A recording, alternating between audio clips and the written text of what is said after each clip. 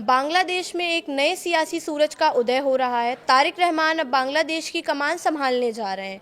मंगलवार को होने वाला उनका शपथ ग्रहण समारोह न केवल बांग्लादेश बल्कि पूरे दक्षिण एशिया के लिए चर्चा का विषय बना हुआ है।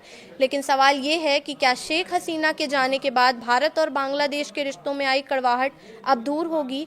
क्या तारिक रहमान की बीएनपी भारत के साथ एक नई शुरुआत करने को तैयार है? नमस्कार, मैं प्रिया श्रीवास्तव और आप देख रहे हैं न्यूज़ 18। ढाका में सियासी हलचल तेज है। 17 साल के निर्वासन के बाद लौटे तारिक रहमान अब प्रधानमंत्री पद की शपथ लेने जा रहे हैं। ये बदलाव ऐसे समय पे हो रहा है जब शेख हसीना की सरकार गिरने के बाद भारत बांग्लादेश संबंधों में तनाव साफ दिखा। भारत ने शेख हसीना को शरण दी। बांग्लादेश की अंतरिम सरकार, जिसका नेतृत्व मोहम्मद यूनिस कर रहे थे, उन्होंने बार बार उनके प्रत्यर्पण की मांग उठाई, जिसके बाद भारत ने आधिकारिक तौर पर कोई प्रतिक्रिया नहीं दी और यहीं से रिश्तों में तल्खी बढ़ी। लेकिन अब भारत बांग्लादेश रिश्तों के सुर बदलते हुए नजर आ रहे हैं। बीएनपी के महासचिव मिर्ज़ा फ़खरुल इस्लाम आलमगीर ने साफ कहा कि अगर शेख हसीना को भारत बांग्लादेश के हवाले नहीं भी करता है, तब भी व्यापार, वाणिज्य और राजनीतिक रिश्ते आगे बढ़ेंगे। यानी संदेश साफ है, मतभेद हो सकते हैं मगर रिश्ते नहीं टूटेंगे।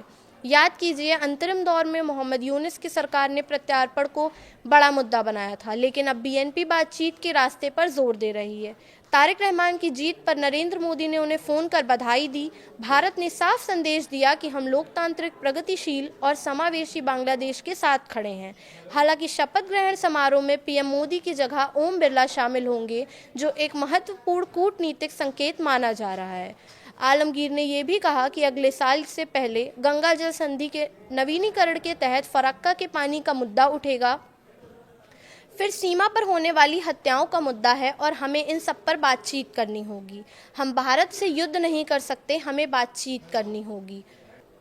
तारिक रहमान का अतीत भारत के साथ तनावपूर्ण रहा, लेकिन इस बार उन्होंने भारत विरोधी रुख से परहेज किया। उनकी विदेशी नीति का फोकस बांग्लादेश का सर्वोत्तम हित बताया गया है। अब सवाल ये है कि क्या ढाका और दिल्ली नई शुरुआत करेंगे या फिर प्रत्यर्पण का मुद्दा बार बार रिश्तों की परीक्षा लेगा? तो क्या दक्षिण एशिया में कूटनीति का नया दौर शुरू होने जा रहा है या फिर पुराने विवाद फिर से उभरेंगे? निगाहें ढाका और दिल्ली दोनों पर टिकी हुई हैं। फिलहाल इस वीडियो में इतना ही। ऐसे ही और वीडियोस के लिए देखते रहिए न्यूज़ 18।